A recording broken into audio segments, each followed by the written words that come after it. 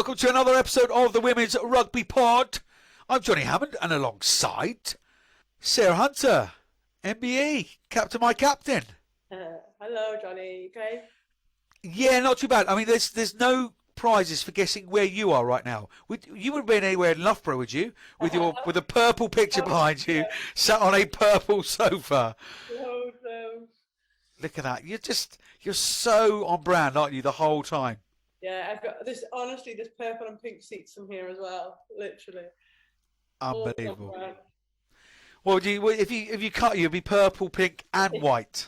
Yeah, all, and a bit of red in there. Oh, it's red anyway. Oh. It's brilliant. It's a strong start from the England captain. There she is. She's back. You're just so focused on playing, aren't you? And getting back and having a great result of the weekend, which of course we will chat about. But first of all, how are you and yourself? I mean, those of you just listening to the podcast, one of the first times I've ever seen Sarah Hunter au naturel with her hair, and she's got the most beautiful ringlets, curls. Yeah, this is natural. Wow. Lots of comments today. I feel like maybe I haven't worn it down as much as I thought I had, but I've got naturally curly hair that just a little bit of product, let it dry naturally, and this is what I end up with. Oh, it's lovely. It's almost, there's such perfect wrinkles. It's almost like something out of a cartoon or sort of Tangled or something like that. So, you know, when little kids draw curly hair? Yeah. It's like that, isn't it? That's exactly what it's like. I said, where'd you get the curly hair from then? Mum and Dad aren't curly, are they? No, I think my mum might have been when she was younger, wavy. Okay. But like my niece has really curly hair like me as well. So I think I've given it to her. There you are. So let's move away from the salon chat. Yeah. Because it isn't the salon women's podcast, is it? So Women's Rugby Pod. It's a very big week, isn't it? A place in the World Cup final at the end of this weekend, the European qualifier that Scotland got themselves through. Now up against Colombia, of course, who beat Kazakhstan last weekend, 18 points to 10. Despite playing 65 minutes with 14 players after an early red card in the first half, Colombia scored 3 tries, unconverted, and a penalty to win. Colombia scrum half Yamilia Andrea Ramirez was named the player of the match. So now Colombia face Scotland on Friday in Dubai at 7 o'clock local time. That's 3 o'clock GMT. And of course it's streamed on World Rugby website as well. So yeah, just look that up come Friday afternoon. But of course we wanted to get some Scotland thoughts ahead of what is a huge 80 minutes. And why not go straight to the top of the tree with their captain, Dr. Rachel Malcolm. Here's Scotty on the WRP. Well, what an absolute privilege on the Women's Rugby Pod today. It's a big old week for Scotland, and therefore, let's get the big cheese on. That's what we thought. So, Dr. and Captain Rachel Malcolm joined us on the WRP. How are you, Rachel Malcolm? Although, apparently, it's Scotty most of the time. How are you? Yeah, it's Scotty to all my Loughborough teammates. No, I'm fab, thank you. Thank you very much for having me back on the podcast. Don't be ridiculous. Doesn't she look well, Santa? Look at the Dubai glow there. Yeah, I'm very jealous. Been avoiding all the storms and all the bad weather here. Yeah. No, we've been lucky with it. The weather's been pretty kind to us, so it's a bit of a nice change. And when did you get out there? How have you been filling your time? Have you been camel racing? Have you been down buying some saffron, some gold? Have you been up the Burj Khalifa? What have you been up to? No, so well, we got out here a week ago on Sunday, and recovered for a wee bit once we got here, and then it's just been training really. We're pretty locked down in terms of COVID restrictions and stuff like that, which is completely understandable, and we are fine with that as long as the game goes ahead. So it's been a lot of training. We've got a good social committee in our team made up of Molly Wright, Louise McMillan and Evie Wells, so they keep us pretty entertained. So we've been doing a bit of team stuff with that, and yeah, no, it's been all good here. Come on then. What are the team games we've been playing? Didn't you used to have some sort of teddy in England, didn't you, Sunter, that people used to steal or not steal? What are the fun and games that you've been up to then, Rachel, this social committee? So they held Here we go. a Valentine's evening for us on Zoom, which was all about getting to know our team, and it was quite funny. And then tonight we've got I can't use the words shirt social, a certain type of shirt social, where I think we are doing some funny quizzes and stuff like that. But they're really good. They're like brilliant at it. They're made for the job, so they've been doing great all through this season. Great fun because it's a long time to be together. But I guess that's can you get that feeling in training, the sharpness and that togetherness and the reading, the symbiosis between each of you as time has gone on over the last week or so? Yeah, definitely. Not even just this last week, but this last kind of, I guess, 6 months probably, we've had more time together as a squad than we've ever had before. In the build up to the European qualifier in September, we were together for loads of camps and loads of time, and obviously getting 3 test matches in 3 weeks out there was brilliant for us in terms of preparing towards this. And yeah, just coming back together all through January. So we were together pretty much every weekend in January as well. So it's definitely feels like it's clicking. We're just dying to get on the pitch to kind of prove it to ourselves and prove it to everyone else as well. Is that one of the biggest challenges? Is actually trying to hold the horse back slightly? Yeah, with this game in particular, yeah. It's been obviously a big time coming since we played in September and knew that we were in with a shout of the World Cup in terms of playing in this final repechage, but also for me it's been like 6 years in the making since the last time I played played out for a World Cup spot. Some of the girls were involved in the World Cup qualification before that, so that's 9 years, and it's 12 years since Scotland have been at a World Cup. So it's in terms of like what it means to us and what it means in terms of like we've talked a lot about the women that have gone before us and been a part of that 12-year cycle since then. So like a big motivation that we've talked about for us is playing for those women that have pulled the shirt on before us. So it's kind of trying to keep a lid on each of our individual journeys in that as well. So like for me, it's kind of full circle because my first cap was the last World Cup qualifier. So it feels massive for me for that point of view, but everyone's got their own story in that. And, you know, we're 80 minutes from a World Cup, but ultimately it is only 80 minutes of rugby. So it's kind of how we balance that approach between being, yes, we're so close, but equally it's just 80 minutes rugby and we've got to go out and do the job and get our processes right. So yeah, we've used the term kind of keep a lid on it as our kind of buzz phrase this last wee while, just while we kind of keep focusing on the details as we work towards it. You talk about the huge amount of time that Scotland haven't been at a World Cup, and as you say, years and years of sort of this coming on the journey. But a lady, of course, sadly won't be there to finish off this journey. Hopefully for you guys, is Siobhan Catacan. Sadly passed away, of course. She been spoken about, I presume, and it's an obvious question, but how much of motivation is completing the journey for her as well? Yeah, to be honest, like she's number one in our list in terms of our motivations going into this game. She's, you know, she was a massive part of our squad for a long time, and we oh gosh, sorry. Don't be, never apologise for emotions. We are so determined to finish the journey that she started with us, and we've talked a lot about, obviously it's the first time we've played since Siobhan passed, and we've talked a lot as a squad in the build up as to how best we represent her and we take her with us. So we're still kind of, there's a few things we're working on over the next week for the next few days as we work towards the game in terms of how we'll kind of signify that. But Siobhan will always be with us. That's something we've talked about.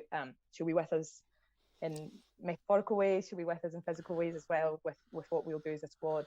But she'll always be with us, and like I say, she's been the forefront of our emotions. She's been the forefront of our plan, like everything we've talked about, and our kind of drive to achieve this goal. Because like I say, she started this journey this last 2 years, and she's hopefully going to finish it with us as well. I'm sure she will. Incredible emotion there, understandably, and yeah, what a motivation. So your opposition. Let's come to you, Sunter. Colombia against Kazakhstan. I think anybody saw Colombia coming through, did they? What did you make of the South Americans, Sunter? Yeah, so we actually watched a little bit on the way down to our game last Saturday, down to Northampton, and I guess not really understanding a great deal too much about Colombia, but knowing Kazakhstan had previously been at a World Cup, that sort of bit flippantly was like, oh, I think Kazakhstan will win, turned on, and they were losing the game, and then Colombia obviously went on to win. So I think it shows that this nation is coming up and developing all the time, and they were also down to 14 players, and I think they played the majority of the game with 14 players as well. So it does show that while they might not be a regular test team in the 15s world, that obviously they've got a lot about them as a sort of individuals, mindset and characters, and wanting to play for each other and to see out and win a World Cup qualifying first part of a game to get to the main event, which I think takes a lot from a team. But it was certainly an interesting game to watch. They're unbeaten, Rachel Malcolm, in their Test history. Yeah. no pressure on you guys then. But no, in all seriousness, what did you make of them? Because no doubt there's you watched it and been plenty of analysis over the last few days.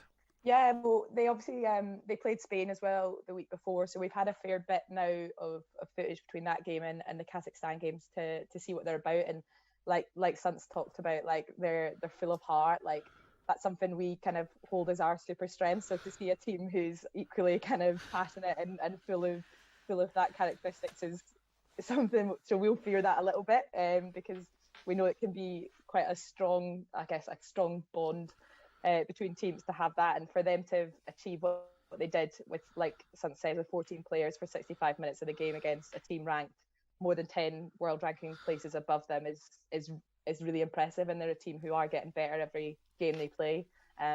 So in terms of what we saw, I think just like a really physical team, both against Spain and against Kazakhstan. They showed a huge amount of physicality in defence.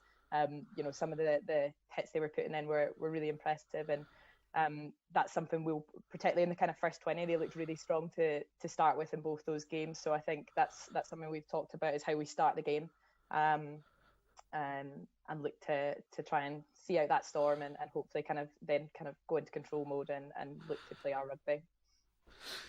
So is that basically what's on the whiteboard this week? Is stick to our processes, stick to our game, don't get caught up in their emotion and their unpredictability. Is stick to the patterns and processes. Is it really that boring? Come on, give us something. It is that more. boring, yeah. No, it's. I think as well, like we obviously didn't know who we were playing up until a couple of days ago. So in the build up, the focus has always been like on us and our processes, and we've just stuck to that. It's something that we've always kind of had as an approach to games. We've always tried to prioritise the focus on us and have less of a focus on our opposition and keep to our processes and what we want to do and how we want to play. So yeah, no, it is as boring as that and as simple as that. We were happy with how we're playing and how we're progressing as a team. So it's not about kind of doing something mad and changing everything because we're playing a slightly different type of opposition than what we're used to, because they do play a slightly different style of attack than what we're used to as well. But we've just focused on ourselves and keep pushing forward as a team and hoping we put in a good performance on Friday. So if you're sticking to all those kind of processes, one thing that is probably different for you is you are huge favourites. I've not been to the bookies yet, but I don't have a spare pound this week. It's half term. They've all been gobbled up. But you would be huge favourites. How's that sitting with you guys? Again, is it something you sort of spoken about, met head on, or just it's another game? We've talked about it. Like you say, it's not something you usually associate with Scotland in any sporting contest. I tried to say that in a respectfully it's okay. nice way. I can say it, but you can't say that. So no, it is something that we're not necessarily used to. But I think like the biggest thing that we have focused on is obviously we went out to Italy in 4th seed, and if you listen to anyone who wanted to talk about that competition before we went there, they'd written us off before we got there. So to come out of that competition qualifying for this one, I don't think many people saw us doing it. So, you know, we can't look at what their world ranking is, or, you know, their previous form is that they are unbeaten. So like you say, so we are not focusing on the fact that we're favourites, and we have prepared exactly the same as we would for any other game, and approaching it the same way we would do. So we have talked about it, but almost to push it aside and say it's completely irrelevant, because we've proved that before, and we've been that team that people write off, and we know that it just adds fuel to a fire. So we're absolutely showing them as much respect as we show England and France and some of the top teams in the world. And it doesn't really change our approach.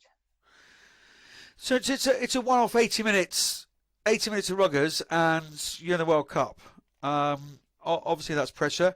If we flip that to, say, a World Cup final, which you've been in a couple, haven't you? It's down to 80 minutes. Is the approach very different? No, I think they're one-off games, aren't they? Like, and I think Scotty was exactly right. You prepare because it's a World Cup qualification, and it's 80 minutes from being in a World Cup, or it's 80 minutes from winning a World Cup final, but it's just another 80 minutes. I think it's getting that balance right from preparing for the occasion and giving that occasion the respect it probably deserves, and also to get people in their mental space ready to play that, but also not putting so much emphasis on it. People like maybe go like out of their comfort shell and start to go off piece and don't stick to how they want to play and how they focus and how they prepare, because at the end of the day, it's still 80 minutes rugby, which everyone does week in, week out. So it's getting that fine balance between the occasion and the game itself, and playing what's in front of you and sticking to your processes, sticking to your plan. So it's, for me, it's those one-offs, like real cup moment occasions, that I think, whether it's World Cup qualification on the line or World Cup final, that they're very similar in nature of the preparation for them. It's all very well getting two of the Six Nations captains on, but you do get the most perfect media handbook answers. Just being honest, Johnny. Yeah. No, absolutely no. You both are far more honest than possibly your media managers would like you to be. But hopefully this is a space where you feel you can be like that. So what? Just last couple of things then, Rachel, Scotty. Outside of sticking to your processes, what's the particular parts of the game do you have to get right? Is it the nuts and the bolts? Is it say, well, let's just get out after them at set piece. Let's just completely blow them away. Let's have that blitz line. What are the key? Give us two key little tactical things that you have to get right. So yeah, set pieces, you touched on it, but for us, I think our set piece is something which is going from strength to strength, and has been, from an attacking point of view, like a really strong platform for us, particularly in the previous qualification tournament. So that's something we've talked about massively in terms of our set piece, and on that, just we also were like the best disciplined team out in the European qualifier, which therefore gave us opportunities to not be defending other teams' set piece. So trying to be disciplined and kind of just stick to those processes that we're really good at. In terms of what we want to do from an attack point of view, is, it sounds kind of counterproductive, but be really safe in terms of our decision making, because the way Colombia like to play is they like to play off scraps, they like to play off turnover. So we've made a big focus on, no 50-50s in terms of our attack, and sticking to those boring processes that I've talked about a lot, but just sticking to the simple things and nailing our accuracy in terms of just like our carries and our breakdown is going to be fundamental to us being able to attack, but also to stopping them attacking, because those little kind of knock-ons and bits and bobs like that are exactly what they want to play off. And also, like, they like watching them play at the weekend. They love to just go quickly off any kind of penalty and stuff like that. So, just don't give it to them, basically. So yeah, those are probably the two key ones that we'll be looking to take into the game. Awesome! I can't wait. I bet excitement levels are getting to fever pitch. You say a long build out. You've been out there for a while, which I guess has massive pluses. But on that side of being eager, I guess it's possibly a slight negative. What's the plan for the? You've got a day off today, which is why you've been kind enough to join us. What's the plan for the rest of the day? So social tonight with the team, just to switch off a little bit, and then tomorrow we've got captain's run, and then the afternoon off, so pretty chill day again, and then Friday will just be building towards the game. We'll probably have a pretty chilled out morning, just because that's what it's like when you've got a 7 o'clock kick-off. The day just seems to last forever and ever. So probably try and lie in and kill some of that time off. And then we'll have walk meetings, etc., and then just build towards the game on Friday night. Marvellous. And you won't need too much stunt anchor because it's an evening kick-off, so that's a bonus. I've got one question. Go for it. How did your heat acclimatization pre going to Dubai pan out? So just to give some context on it, like the weeks before, like obviously great Scotty specialist area, but like the girls would come to training and they would have about 10 layers on, and it wouldn't be particularly cold. There'd be thermals, jumpers, waterproofs, hats. And I'm like, are you not going to be hot? They're like, oh, we're prepping for Dubai. So I was just wondering how it's like worked out for you. To be fair, actually, we felt pretty good. So like as well, like the up in Scotland, the girls were using hot saunas 3 times a week, and down I was using our heat chamber at work as well. So compared to how we felt in Italy, when I actually thought I could see like the world end when we played that first game in Italy in like 35 degrees, this has been a lot better. So yeah, heat acclimation's gone well. Hopefully, like you say, when we play the actual game, it won't be too hot. But the training, like we've trained in high 20s and stuff like that this week, and it's felt okay. So yeah, thanks. It's probably worth it. Yeah. You've got a shock to the system when you come back. I know, I'm actually more scared about that transition now than the other one. Yeah, well, if your preparation to go to Dubai has been avoiding horrible stormy weather, you've got 10 out of 10. Hopefully, as British rugby fans, we hope it goes incredibly well on Saturday for you, Siobhan, and the rest of the squad. All fingers crossed, and really do hope that you give a really good account of yourselves. Thanks so much for joining us today. Really appreciate it, and good luck at the weekend. Cheers. Thank you. Enjoy your day off. Thanks. See you guys later. later. Rachel. What is it about you international captains? You're great players, you're great speakers, you're pleasant to be around. What is it? It's something. Perhaps it's something in the water in Loughborough. Yeah, she's brilliant. Isn't she? So good. She's such a good leader. Like, really good. Yeah. So I've not met her before. I did a commentary with her. When she the Scotland one. Yeah, Scotland Wales, was it? Yeah. Last year, was it? Really and obviously, with commentary, you try to get to know and build up a bit of a rapport, because that's reasonably important, or certainly used to be. And she's just a lovely human being. Yeah. Just a lovely human being. There she is. She's a good egg. I know she found it a little difficult there at the moment, but they don't need any further motivation, do they? Then a World Cup place at grabs, and also doing it for quite clearly a very close friend who's passed away and was such an integral part of the group. The motivation was very raw, and for all to see. Yeah, no, absolutely. It was so hard. Like when obviously it broke here, we've got a lot of Scottish girls, and then we played Gloucester on that day, and like they're just the raw emotion after not even the win.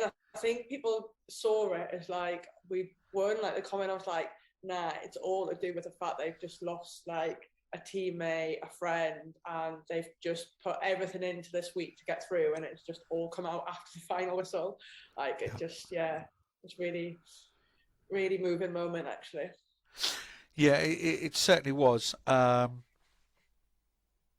Hit home, didn't it? Just how kind of insignificant sport really is, and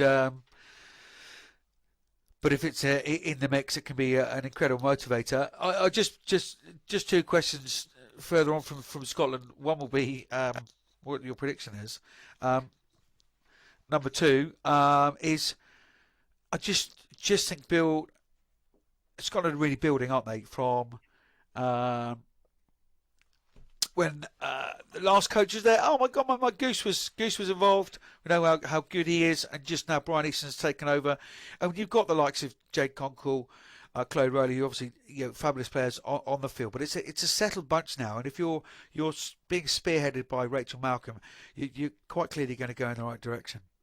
Oh yeah, if you look at their players on paper, like their absolute quality, and like I think majority of them now are all playing in Premier 15s as well. So actually, they're now getting the exposure, the game time, the experience that maybe they didn't have when they were playing and training in Scotland. So I think that has really like helped them moved on. But it was only a matter of time before they started to gel together, so that they weren't individual players. They're now like this team unit, and I think they're under great guidance and from their coaches. And I think we've really seen that. Like Rachel said, obviously they were seeded fourth going into those qualifications in the autumn, and no one apart from themselves and probably those that know them thought they could get out as I'm one of them as well, Johnny. Yeah. Honestly, all the Loughborough lot were as you would do anyway, but when you know more about what's going on anyway. So had that belief that they were going to get out there. So I think they've got this like slow burning team that's now all of a sudden igniting, and I can't see it going any other way than Scotland on Friday. And I think if there's any team that deserves it for how they've like grown and developed over time, like it's certainly Scotland. You heard about their last 12 years of their journey. Like this would be the perfect fit in for them to get on that plane to New Zealand. Yeah, and as Rachel spoke about that, doing it for all those past players that have tried and knocked on the door and it's been closed, to get to a World Cup after a 12-year hiatus would be fantastic. And someone like Rachel Malcolm thoroughly deserves it. So there's your prediction. You going to give me a scoreline? Oh, doesn't matter, does it? It doesn't. It doesn't matter. Games like that, it's Scotland by one. It doesn't matter how people play or what happens. It is just getting that win to get them on that plane. Yeah, couldn't agree more. Could not agree more. So there is Rachel Malcolm. Let's move to some of the other international news that has been breaking this week. Young Sarah Hunter. Super Alpiki tournament condensed and shifted to Taupo. You ever been to Lake Taupo? Never. Oh, you want to go? I know. Get a camper van with a fella, do a little trip down there, stop. There's a campsite right on the lake. Oh, most unbelievable sunset with the moon, the lake, shadows, reflections. Unbelievable. Anyway, so, yeah, excuse me. Yeah, well, we're hoping there's this Super Rugby to sort of really flourish and what have you, due to, obviously, the COVID world we're looking in. I guess from an England point of view, that kind of helps, doesn't it, really? The fact they're having a little bit less rugby. Basically, the inaugural season of the Women's Super Rugby Alpigi has been shortened to a 16-day affair. I'm sure you know all this anyway, Santa, but I'll go through it anyway. With all the matches being staged in Taupo and Hamilton. New Zealand Rugby announced to relocate all 4 Super Rugby Alpigi squads to Taupo to ensure the competition could go ahead under the threat of COVID, of course. Originally to be played over 4 weekends, the competition will start on Saturday, March the 5th. But now, with the final scheduled for Sunday, the 20th of March, both days' games will be played at Owen Delaney Park, I should say, while the 2 rounds of the evening midweek matches will be staged at FMG Stadium in Waikato. Love the place, great stadium that is. Yeah, you got the Hurricanes, the Blues, obviously the Chiefs, Manoa and Matua in there as well. it's they need that rugby over there, don't they? If they are going to challenge you at all. Yeah, I think everyone wants to play domestic club rugby. You can't go from like game to game just playing international rugby, and I think it's something that they've been crying out for, like a competition like this, and it sounds pretty exciting. Obviously, they're attached to Super Rugby franchises, and it seems like there's big investment going into that. You've obviously got the 7 Stars in and around it as well, so that'll obviously increase the level of competition played. So yeah, I'm sure from all areas of the world, people will be keeping a close eye on to see what's going on and how things are progressing down there ahead of the big cup competition in the autumn. Do you like have a little leadership WhatsApp group like yourself and Middleton, possibly the bronze statue scars, people like that? I don't know whether you can use WhatsApp being a bronze cast now, but and do you say, oh, have you seen what's going down in New Zealand? Oh, they've got a new fitness coach. Oh, look, they've got new contracts. Oh, they've got that are condensed how picky. No, I think I mean, we do have a leadership group. We don't necessarily talk about those. It's not general chit chat then, no. No, it's generally not general chit chat. It's more rugby specific, but those conversations do happen, like in passing or when you're having other conversations. So people stay on regular top of it. Usually Poppy Cleal's the one informing everyone, because she is literally bang up to date with everything going on rugby wise in the whole world. Like, if anything happens, I can guarantee Poppy Cleal will know about it and will probably inform everyone of it. So she keeps us up to date with what's going on around the world. So yeah, and I'm sure the same goes on like down in New Zealand about what's going on here, what's going on in France. Like, it's just, you need to stay current and you need to stay on top of what your competitors are doing or where they're moving to or what competitions they're playing in, etc., etc. Yeah, absolutely. Couldn't agree more. That's all the news, international news from us. Let's now get a roundup from all over the rest of the globe from Nandi Buthelezi. Here's Nandi's news. I'm Donna Kennedy, and you are listening to the Women's Rugby Pod. Thank you so much, Johnny. Great to be back for another exciting week of the pod. We do start off with the USA Falcons 15, who will take on Wales in an exhibition match featuring UK-based pool players, and it will take place on the 12th of March 2022 at the Parky Scarlet Stadium in Wales. The fixture offers the opportunity for warm-up game for Wales ahead of the TikTok Women's Six Nations and for Rob Kane to assess USA players currently overseas ahead of the World Cup. Currently, there are 23 USA players in the Premier 15s. England under-18 Red Roses faced Scotland under-18s last week, with England coming away with a commanding win, winning 64-0. In similar news, Italy marked a historic debut with a first-ever international appearance by an under-18 side. They played a French Regional 15 with a final score of 47, and they prepare now for an under-18 Six Nations Festival at Easter. The Netherlands didn't manage to get any points on the scoreboard against Spain, and it was Spain that walked away with a 69-0 victory in the first round of the European Championship. Spain came away with an authoritative win against the Netherlands, and Spain ran in a total of 11 tries and 7 conversions to take a maximum 5 points in the championship standings. Spain will take on Russia in the next round of the championship this weekend in Madrid at 4 p.m. local time. Next, we look over to France, and in Elite 1 on day 11, the results were: looking at Pool A, Stade Toulousain thumped Lens 50-0, while Stade Rennais didn't manage to get any points on the scoreboard against ASM Rugby, and that ended in a 22-0 victory for ASM Rugby. Stade Francais lost at home against AC Bourgogne, losing 49-3, with FC Grenoble on bye.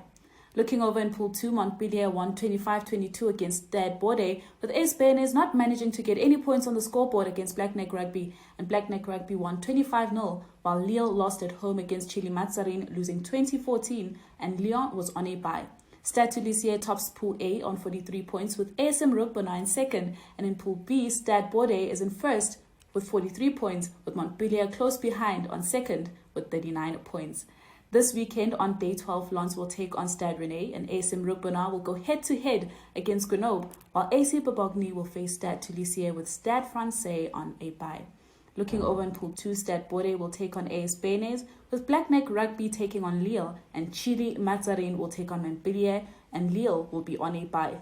Moving over to Ireland in round 13 of the Energia or Ireland League, and in the top 4, Blackrock College won at home against Railway Union, winning 39-7. Old Belvedere also getting in a victory against UI Bohemian, winning 22-12. In the conference, Galwegians won against Melancholic, winning 55, with Malone losing at home against Cook, losing 31-3, with Wilklow also getting a loss against Teutonians, who lost 20-15. This weekend is finals week for the Energia or Ireland League. In the final, Blackrock College will go head-to-head against Railway Union, and in the conference finals, Teutonians will face Galwegians, and in the 3rd and 4th place playoff, UI Bohemian will take on Old Belvedere. All matches kick off at Energia Park on Saturday, and we have reaction to the final on next week's pod, so do stay tuned. Finally, in the English Championship, Storm Eunice caused cancellation of matches, particularly in the North, and in the Northern Championship, all matches were postponed, except for the Cheltenham versus Harrogate game, and it was Cheltenham that walked away with a 69-10 victory against Harrogate. And in the South, Buckingham Swans versus Thurrock was postponed, except for the Henley versus Bath game, and Bath walked away with a 22-0 victory, with Reading Abbey also not getting any points on the scoreboard against Old Albanians, who won 43-0, and Richmond FC getting a massive 69-0 victory against Supermarine. Hove lose at home against Blackheath, losing 36-10. This weekend in round 16 of the North, Barnsley will take on Novocastrians, Furwood Waterloo will go head-to-head against Lichfield, Harrogate will take on Loughborough Town, Sefton will take on Kenilworth, West Park Leeds will go head-to-head against Cheltenham. Looking over at the South, Reading Abbey will take on Buckingham Swans, Bath will take on Hove, Blackheath will take on Thurrock, Old Albanians will take on Richmond FC, and Supermarine will go head-to-head against Henley. That's it from me. Catch you next week.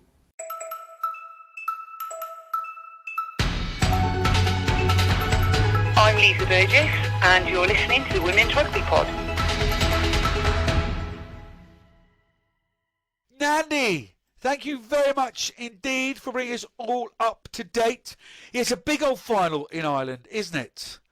At the weekend, their club final. Wish both teams huge amounts of luck, Blackrock College and Railway Union, and we will get some reaction to that final next week on the podcast, depending on who wins. That's bad, isn't it? We always speak to the winners rather than the losers.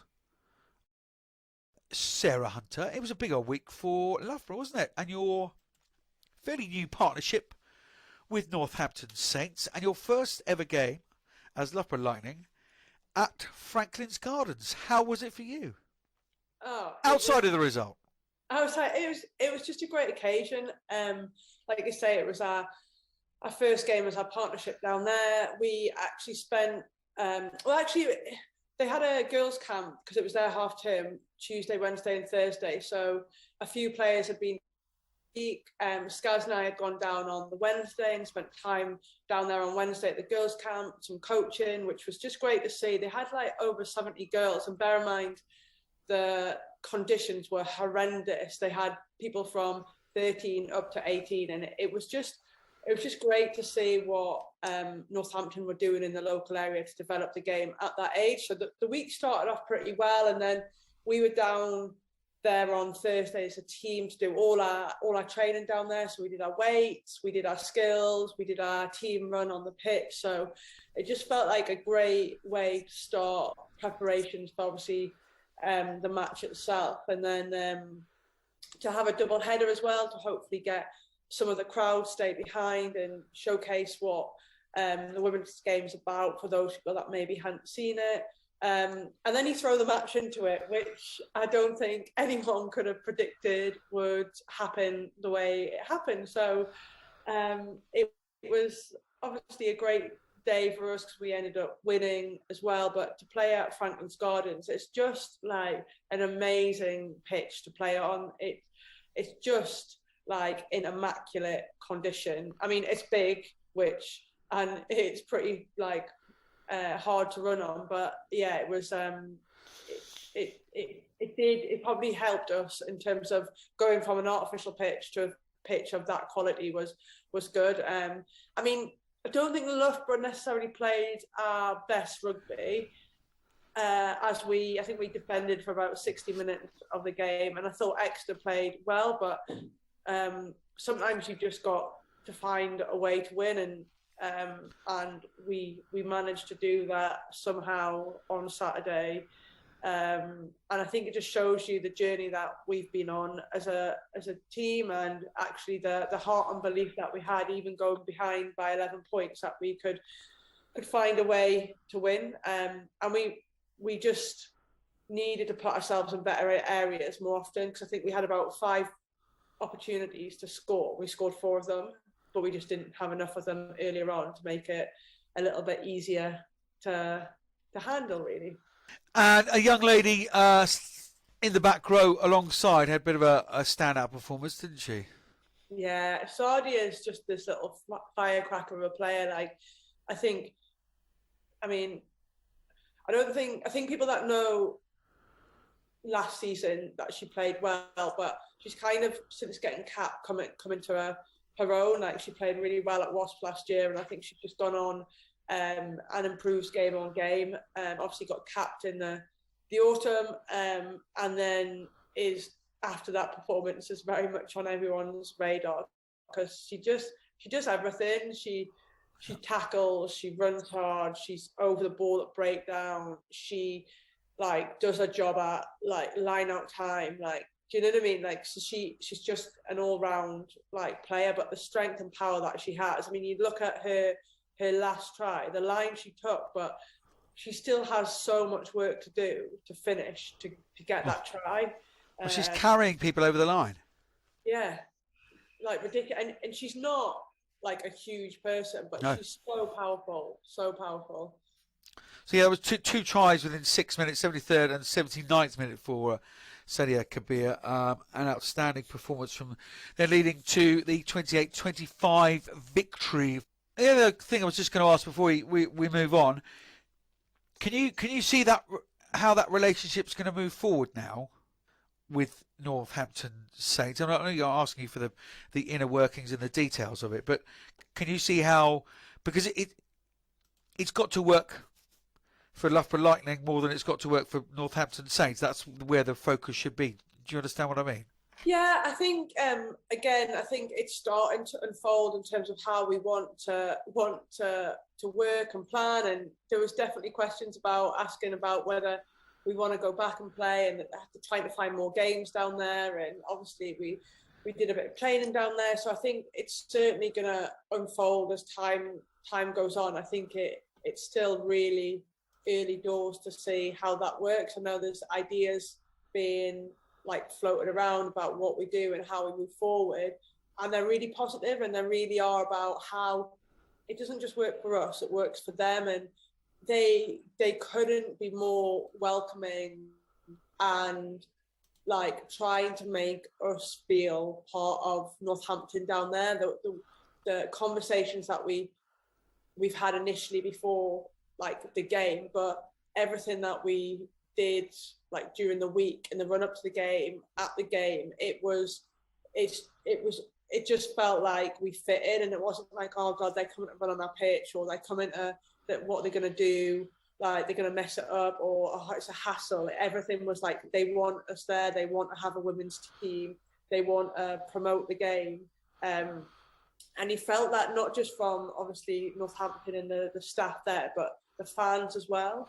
Cool. And the fans that stayed around afterwards, they had Northampton jackets or scarves or shirts or hats on. So they're obviously Northampton fans, and a lot of them are saying that they've wanted a women's team for so long, or they hadn't seen much women's rugby and they really enjoyed it and wanted to stay and want to come again and watch more of our games. So I think there's a real appetite to have us and be part of their wider Northampton Saints family, which I think for us at the beginning of a partnership is really important, because we feel wanted and we feel included.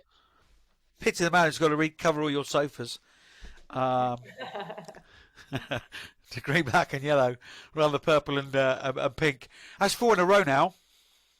A bit of a roll at the right time of the season. I know, Mr. Edwards, that's the always been a focus, isn't it? You don't need to be number one come Christmas. You just need to be in the top four come the playoffs. And you've beaten Wasps and Exeter, so two teams striving for that top four. Do you feel a sense of being on a roll? You mentioned Emily Scout there, when she's not being covered in bronze and casting. She close to getting back as well? Hopefully, I think like whilst she's returning, she's been in and around the program, and like she's obviously now starting to join in more training, and I think that helps. And I think just the experience that she's sharing with the backs especially, and helping them, and I think that's played a massive part. And I think there is a sense of this journey that we're going on, and like after Exeter, like you could just see by how everyone responded when the whistle went that actually like where we are as a squad. And I think that more importantly before that belief, like they scored their final try, and we're still down to 14 players, and like everyone got in tight, and it was like, look, we've still got the ability, we have to believe in ourselves and what we can do. And I think for me that was the biggest thing to say, actually, like all the difficult start we had, and about questioning about where we are as a squad, like where that moment in the game that took us to get the victory we needed to, and then the reaction afterwards. But then the chat in the circle wasn't just like, oh well, that's great about that game. It's about where we want to put ourselves and where we want to get to, and like ultimately that's that top four position. And we know we haven't made it easy for ourselves, because I think we've got to pretty much win every game along the way, and depending on what else happens. But I think we're giving ourselves the best shot. And like again, we've got another tough game on Saturday against Gloucester Hartbury, who also still have aspirations to make it into that top four. So, and then we go away to Bristol. So, and we've got Worcester away, and then we've got Quinn. So we've got a really tough run in, but there's certainly the belief within the squad at the minute about that journey that we're on to try and get there, and we'll give it our best shot. Will you be battle hardened should you get to the playoffs? We'll be batting hard. Let's have a look at the other results from the weekend. Harlequins bounced back 40 points to 8 over Sale Sharks. Very expected result, that one. Yeah, I think so. Maybe expect a little bit tighter. Obviously, Sale are definitely growing each week and competitive. But yeah, I think Quinn's at home are pretty formidable, and they had a pretty strong squad out. So I think it probably went the way most people thought it would go. So yeah, they're obviously back to winning ways, which for us is not so great. Indeed so. What was formidable was the patience of people watching the Wasps versus Bristol game. 7-5 Bristol won. All points scored in the first half. Knew it was going to be tight in a ding-dong battle, but probably didn't expect it to be quite so low scoring. But that's a hell of a win for Bristol on the road. Yeah, absolutely. I think from the looks of it, we were obviously prepping for our game, but I think the conditions certainly had a big part to play in the outcome of that game. But I think, again, Wasps is a really difficult place to go and play. So for Bristol to come away with the win, they've got to be happy with that. Yeah, absolutely. Yeah, conditions weren't good, which is why the Saracens Gloucester Hartbury game was postponed. They are having a look into that, but I think it's one of those. The StoneX Stadium was damaged, and obviously player and spectator safety comes first. So we'll wait to see when that one is rearranged. The only other game was Worcester Warriors 57, DMP Durham Sharks 17. That's a good old run out for Worcester, and again, a win we all expected. Yeah, it was, but I think at one point, I think there was only a couple of points in the game, which obviously suggests to me, having not watched it, is DMP becoming more competitive. Like the fact that they have scored several tries, I think is again a positive movement forward for them. So again, you would have suggested that Worcester would have won the game, but actually the fact that DMP have got probably more points than I think maybe all season, I think's a step in the right direction for them. I agree. Yeah, look up 70 points is good for them. So that means the table is as such. Saracens continue leading the way, of course, without that game in hand. 57 points. Bristol 54, having played 14. Quins played 14 as well. They're on 50. Exeter, of course, having played 14, 46 points. Loughborough Lightning, 41 points. Wasps down at 6 on 40 points. Gloucester aren't out of it, are they? 35 points, having played 13. It is super tight, super competitive, exactly what we want in those top 7 places. It's absolutely brilliant. This weekend, let's have some predictions and whatever thoughts you fancy giving us, Sarah Hunter, Emily, on the games. Bristol Bears against Saracens. Oof. Oof. Oh. This is my worst bet, Johnny. I think Bristol might sneak it. They're at home, aren't they? Really? Yeah. Bristol at home. Yeah. Why? Bristol's a difficult place to go, and I think Bristol will feel that they owe them one from when they went there. Okay. Saracens not chomping at the bit, having been away last week, getting stuck in. Yeah. Just to be controversial, I'm gonna go Saracens. I think it'll be close. I think it'll be a great game. I'll give another 5-7. DMP. So you're going Bristol. I'm going to go Sarries. DMP Sharks against Harlequins. Harlequins. Yeah, Harlequins. We both would settle on that. Exeter Worcester Warriors. I think the way Exeter played last week, I think it'll be Exeter at home as well, and Sandy Park's like a tough place. I'm going to go Exeter. Yeah. They are. They're going to do something at some. They're going to beat one of the really big teams, Worcester, at some point. I'm absolutely sure. They beat us at the start of the year. What's that? They beat us at the start of the year. Yeah, but you're in a very. Yeah, I said one of the big teams. No. Oh, I'm glad we're not in person. You know I didn't mean that. You're perennial bridesmaids, semi-finalists. But no, you're in a tough old place at the beginning of the season. But yeah, they're going to have a say on that top 4. Anyway, we move on. We both said Exeter. Loughborough Lightning against Gloucester Hartbury. I can only go one way, can't I, John? Oh, Gloucester Hartbury. Oh, well up. Okay. Okay, I'm just writing on the computer here. You're going for Gloucester Hartbury.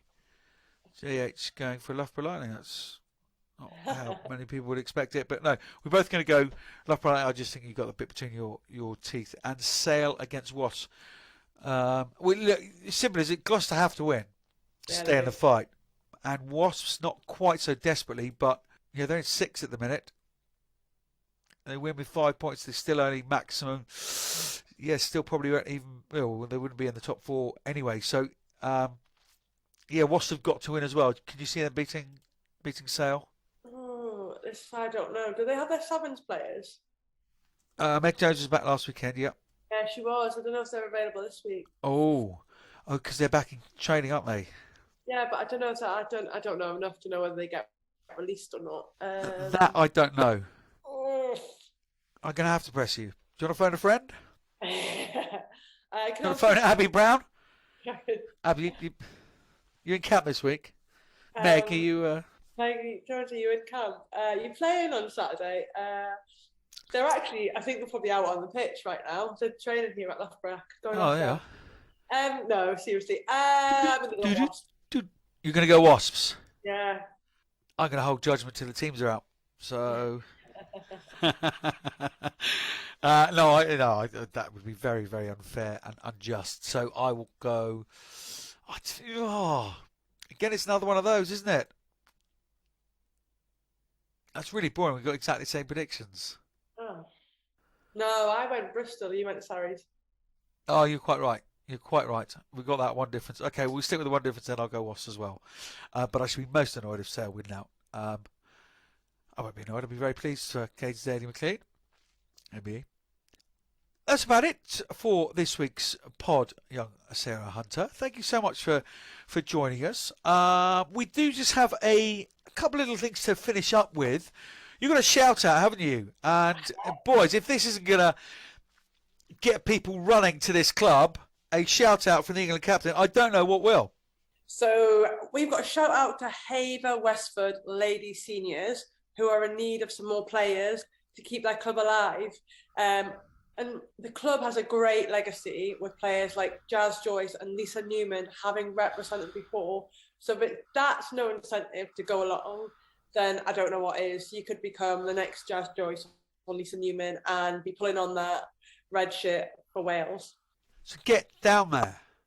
Yeah, absolutely. And the other thing we just wanted to touch on was a bit of social media from Dorset and Wilts referees Twitter handle, just about respect towards referees, and it kind of involved a referee who I know sort of we've been in touch with, and I know you know her as well, Fiona Blunt, isn't it? Who is a referee, saying that she gets sort of questioned, whether verbally during the game, quite loud, people coming up to her in the bar, having a little discussion about her, her decisions and what have you. Let's make this very, very clear, people. And I'll say it to myself as well as a coach on a Sunday morning. And I should probably rein in my behaviour as well. But if we don't have referees, we don't have a game. It really is as simple as that. And if people don't want a referee because they're getting abused or whatever, or being criticised constantly, and it's not big shouting matches or squaring up to referees, it's just a constant drip of someone who's a volunteer, probably like you as a coach on most Sunday mornings or whatever. If we don't have those people willing to volunteer their services to be referees, we simply don't have a game. So zip it, lock it, pop it in your pocket, and as Fiona quite rightly says, and I shall quote from her Twitter account, "Please come and talk to me calmly in the bar. This is not the sort of behaviour that makes me a better ref. It just makes others feel they don't want to do it as well. Mainly, I'm not on the telly or paid. I'm just volunteering because I love rugby like you. Hashtag be kind. Hashtag no ref, no game." Damn right, Fiona. Absolutely. So just be mindful. You would agree, would you not? 100%. I mean, I wouldn't want to be out there refereeing and having to make the decisions they have to in a split second. It's not like when we're an armchair fan watching it and we have endless replays of an incident. They're doing something to help the game go ahead and help the game that we all love to play happen. And like you say, without them, there would be no game. So absolutely respect them as much as you respect any of the players, any of the coaches, because we need to keep referees in the game, and more importantly, we need more to come into the game. Indeed we do. Well, there's a strong message to finish the pod on. Just to say all the very best of luck to Scotland and to Colombia, and the best of luck to all those teams playing in the Energia All-Ireland Finals. The big one, Blackrock College against Railway Union. It's being televised as well. Brilliant that is out there as well. Old Builder against the Bows, and in the conference, Melancholic against Wicklow, Cook versus Malone, and Sartonians versus Galwegians. All the best of luck to all of those in the finals, and to Scotland, as we say, as British people. Huge thank you to Rachel Malcolm, Dr. Rachel Malcolm, for coming on, and the SRU for allowing that in such a pressured week. Huge thank you to you, Sarah Hunter.